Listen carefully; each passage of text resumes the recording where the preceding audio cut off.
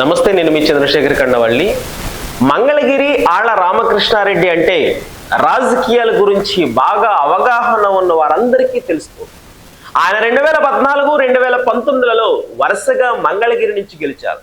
2019లో అయితే మంత్రిగా ఉన్న చంద్రబాబు తనయుడు నారా లోకేష్ మీద గెలిచి సత్తా చాటారు. లోకేష్ మీద గెలిస్తే మంత్రి పదవి ఇస్తాను అని జగన్ ఎన్నికల ప్రచారంలో హామీ ఇచ్చారు. కానీ అది 5 ఏళ్లు వేచి చూసినా అమలు కాలేదు. దాంతో మొదట్లో ఉన్నంత ఉత్సాహం కాస్త రాను రాను తగ్గిపోయింది. దాంతో ఆళ్ళ వ్యవసాయం చేసుకుంటూ కూడా ఆ మధ్యలో కనిపించారు. ఇక ఆళ్లకు కాకుండా టీడీపీ నుంచి వచ్చి గంజి చిరంజీవికి పెద్దపీట వేయడం ఆయనను బాధించింది. దాంతో ఆయన పార్టీ మీద వైరాగ్యంతో ఒక దశలో కనిపించకుండా పోయారు. ఆ మీదట ఆయన వైసీపీకి రాజీనామా చేసి కాంగ్రెస్లో చేరారు. కానీ అతి కొద్ది రోజుల్లోనే వెనక్కి వచ్చి మళ్ళీ వైసీపీలో చేరారు. అయితే ఆ సమయంలో గంజి చిరంజీవికి కాకుండా మురుగుడు రావణ్యకు టికెట్ ఇచ్చారని టాక్ నడిచింది.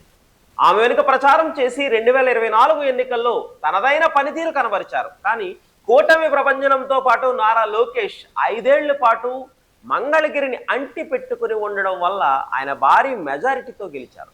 ఇక అప్పటి నుంచి ఆళ్ళ సైలెంట్ అయిపోయారు. వైసీపీలో తనను దూరం పెట్టడం, టికెట్ ఇవ్వకుండా వేరే వారికి పార్టీ టికెట్ ఇవ్వడం ఆయనను కోపం తెప్పించాయి అని చెప్పుకుంటున్నారు కూడా.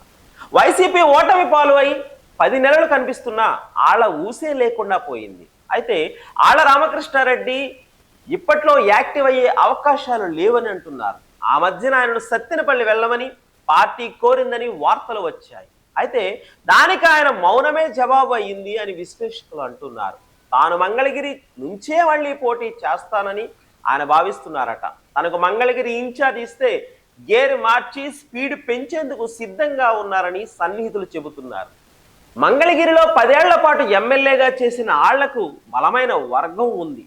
దాంతోపాటు ఆయన మళ్ళీ ఇన్ఛార్జిగా వస్తేనే మంగళగిరిలో పార్టీ జోరు అందుకుంటుందని వైసీపీ నేతలు భావిస్తున్నారు. అయితే వైసీపీ మళ్ళీ ప్రయోగాలు చేసి ఆళ్లను సత్తెనపల్లి పంపించాలని చూస్తే మాత్రం అక్కడ ఇక్కడ రెండూ చెడతాయి అంటున్నారు. పార్టీని అత్యంత నిబద్ధతతో పనిచేసి ఆళ్లలాంటి వారి సేవలు వినియోగించుకోవాలని పార్టీ నేతలు అంటున్నారు. మరోవైపు చూస్తే లోకేష్ని ఓడించిన మంత్రి పదవి దక్కలేదని, పార్టీలో ఆఖరకు ఉన్న చోట కూడా సిట్టింగ్ ఎమ్మెల్యేకు సీటు ఇవ్వకపోతే ఎలా అన్నది కూడా ఆళ్ల వర్గీయుల ఆవేదనట. ఆళ్ల రామకృష్ణారెడ్డి రియాక్టివ్ కావాలంటే డిసిషన్ అధినాయకత్వం చేతిలోనే ఉంది అని అంటున్నారు. చూడాలి మరి ఫ్యాన్ పార్టీలో ఏం జరుగుతుందో. మంగళగిరిలో నారా లోకేష్ ప్రత్యర్థిగా వైసీపీ నుంచి ఎవరు వస్తారో.